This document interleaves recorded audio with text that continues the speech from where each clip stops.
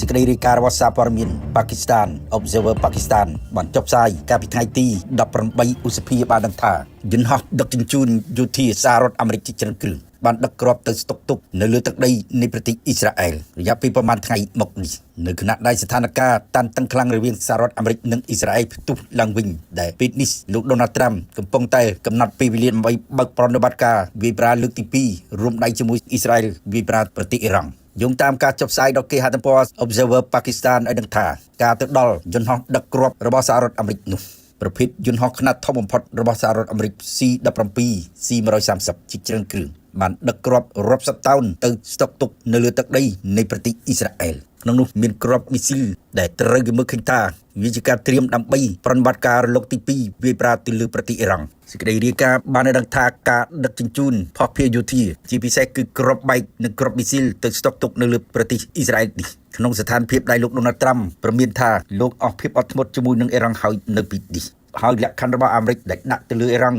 លោកមិនជឿថាអ៊ីរ៉ង់ព្រមទទួលយកនោះទេសំណើរបស់សហរដ្ឋអាមេរិកដាក់ទៅលើអ៊ីរ៉ង់ក្នុងនោះអ៊ីរ៉ង់អត់មានកម្មវិធីអាវុធនុយក្លេអ៊ែរនោះទេរយៈពេល20ឆ្នាំនឹងត្រូវប្រគល់សារធាតុអ៊ុយរ៉ាញ៉ូមទៅឲ្យសហរដ្ឋអាមេរិកអ៊ីរ៉ង់មិនត្រូវទាមទារសំណងពីសហរដ្ឋអាមេរិកនៅពេលបញ្ចប់សង្គ្រាមនោះទេលក្ខខណ្ឌទាំងពីរនេះទំនងអ៊ីរ៉ង់មិនអាចទទួលយកបាននោះទេមកដល់ពេលនេះភាគីរបស់អ៊ីរ៉ង់ត្រឹមតែអះអាងថាកំពុងសិក្សាប៉ុណ្ណោះតែអ្នកសង្កេតការណ៍មើលឃើញថាមានរងនាំប្រកាន់ខ្សែតឹងនៃរបបសាធារណរដ្ឋអ៊ីស្លាមអ៊ីរ៉ង់ជាពិសេសគឺក្រុមឧត្តមសេនីយ៍កម្ពុជាដែលនៅរស់រានមានជីវិតពួកគេនឹងមិនទទួលយកលក្ខខណ្ឌរបស់អាមេរិកនេះទេបើមិនអាចទទួលយកលក្ខខណ្ឌរបស់អាមេរិកនោះវាដល់ពេលដែលត្រូវប្រតិបត្តិការយោធារបស់អាមេរិករលកទី2រួមគ្នាជាមួយអ៊ីស្រាអែលវាយប្រហារទៅលើអ៊ីរ៉ង់ជាថ្មីម្ដងទៀតយ៉ាងណាអ៊ីរ៉ង់ប្រកាសថាខ្លួនគេរងចាំរួចស្រេចហើយសង្គ្រាមដំណាក់កាលទី2របស់សហរដ្ឋអាមេរិកនិងអ៊ីស្រាអែលមកលើអ៊ីរ៉ង់ជាថ្មីម្ដងទៀតនេះគឺអ៊ីរ៉ង់មិនដែលចុះចាញ់សត្រូវរបស់ខ្លួននោះទេប្រហែលថ្ងៃមកនេះគឺសង្កេតឃើញមានការវាយប្រហារដោយដ្រូនចេញពីប្រទេសអ៊ីរ៉ង់ទៅលើប្រទេសអារ៉ាប៊ីសាអូឌីតប្រទេសអារ៉ាប់រួមដែលធ្វើឲ្យលោកដូណាល់ត្រាំប្រតិកម្មថា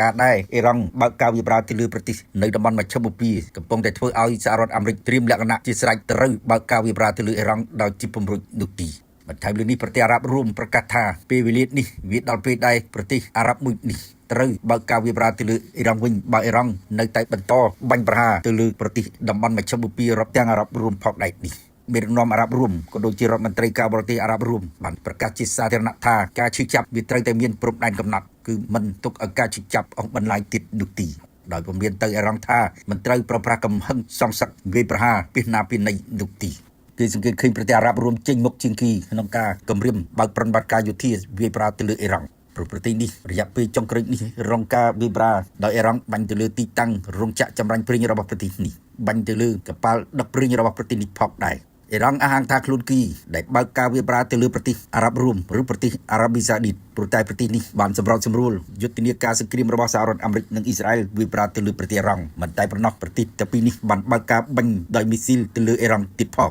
ទើបអ៊ីរ៉ង់នៅបន្តប្រសិទ្ធសងសឹករបស់ខ្លួននៅពីនេះឥឡូវនេះវិបត្តិសង្គ្រាមនៅលើទឹកដីអ៊ីរ៉ង់វាចូលដល់ជាង80ថ្ងៃហើយលោកដូណាល់ត្រាំដែលប្រកាសថាលោកអស់ភាពអត់ធ្មត់ជាមួយអ៊ីរ៉ង់ហើយនៅពីនេះឥឡូវនេះលោកបានព្រមានថាលោកកំពុងតែមើលទ្រនិចនាฬิកាថាតើត្រូវបើកប្រតិបត្តិការវិវត្តទៅលើអ៊ីរ៉ង់នៅម៉ោងណានៅថ្ងៃណាបើអ៊ីរ៉ង់មិនព្រមទទួលយកលក្ខខណ្ឌរបស់អាមេរិកនោះគឺមានតែសហរដ្ឋអាមេរិកបន្តប្រតិបត្តិការយោធាជាថ្មីម្ដងទៀតបើយោងតាមការចុះផ្សាយរបស់សារព័ត៌មានបណ្ដាញផ្សាយព័ត៌មានសហរដ្ឋអាមេរិកឲ្យដឹងថានៅថ្ងៃអង្គារទី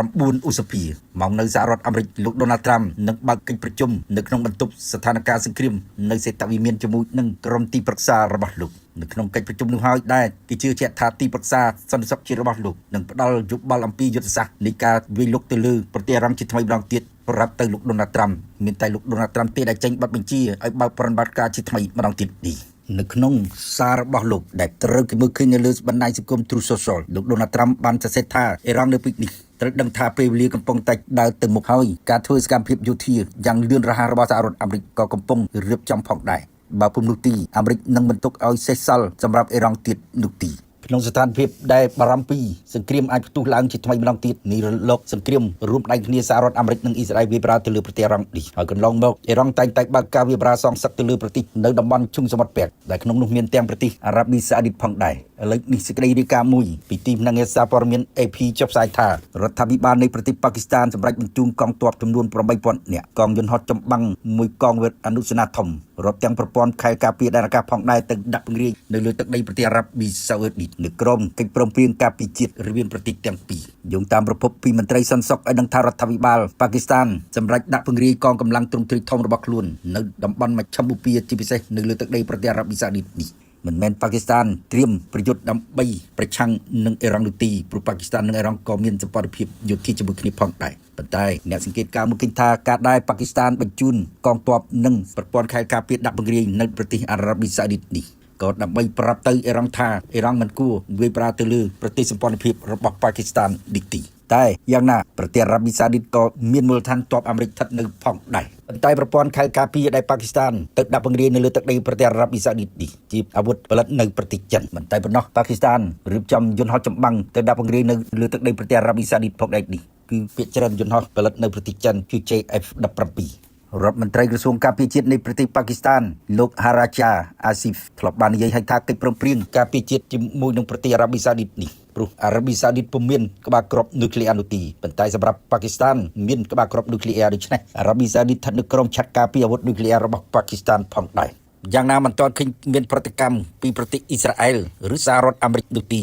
ទាំងអ៊ីស្រាអែលនិងសហរដ្ឋអាមេរិកទំនងមិនប្រតិកម្មនឹងការដែលប៉ាគីស្ថានដាក់ពង្រាយកងទ័ពរបស់ខ្លួនសព្វវុធរបស់ខ្លួននៅលើទឹកដីប្រទេសអារ៉ាប់សាអូឌីនោះទេព្រោះគេដឹងថាអារ៉ាប់សាអូឌីក្នុងអំឡុងសង្គ្រាម40ថ្ងៃរបស់សហរដ្ឋអាមេរិកនិងអ៊ីស្រាអែលនោះវាយប្រហារទៅលើអ៊ីរ៉ង់បើកការសងសឹកវាយប្រហារទៅលើប្រទេសអារ៉ាប់សាអូឌីយ៉ាងធ្ងន់ធ្ងរដូចនឹងប្រទេសអារ៉ាប់រួមផងដែរហើយថាសហរដ្ឋអាមេរិកក៏ចង់ឃើញប្រទេសតំបន់មជ្ឈមបូព៌ាបើកប្រតិបត្តិការវាយប្រហារទៅលើប្រទេសអារ៉ង់ផងដែរប្រសិនបើប្រទេសទាំងអស់នេះប្រសិទ្ធការពីខ្លួនដូច្នេះហើយបានជាប្រទេសអារ៉ាប់រួមចេញមុខគីប្រកាសថាបើអ៊ីរ៉ង់បើកការវាយប្រហារទៅលើប្រទេសអារ៉ាប់រួមជាថ្មីម្ដងទៀតករណីដែលអាចមានរលកសង្គ្រាមលើកទី2ពីសំណាក់សហរដ្ឋអាមេរិកនោះគឺប្រទេសអារ៉ាប់រួមនឹងបើកការវាយប្រហារទៅលើប្រទេសអារ៉ង់វិញដោយព្រមានថាការឈឺចាប់គឺត្រូវតែមានដែនកំណត់ឥឡូវនេះបើយោងតាមប្រព័ន្ធផ្សព្វផ្សាយជាច្រើនរបស់អ៊ីស្រាអែលនិងសហរដ្ឋអាមេរិកប្រតិបត្តិការយោធាដំណាក់កាលទី2ដំណងជាពំរុញនោះទីក្រោយពីលោកដូណាល់ត្រាំបានជួបនាយករដ្ឋមន្ត្រីអ៊ីស្រាអែលប៊ិនយ៉ាមីនណេនតេនយ៉ាហ៊ូរួចទៅហើយនៅពេលដែលមេដឹកនាំទាំងពីរជួបគ្នាតាមទូរស័ព្ទនេះហើយ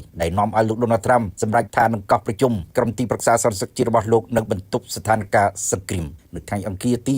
19ឧសភា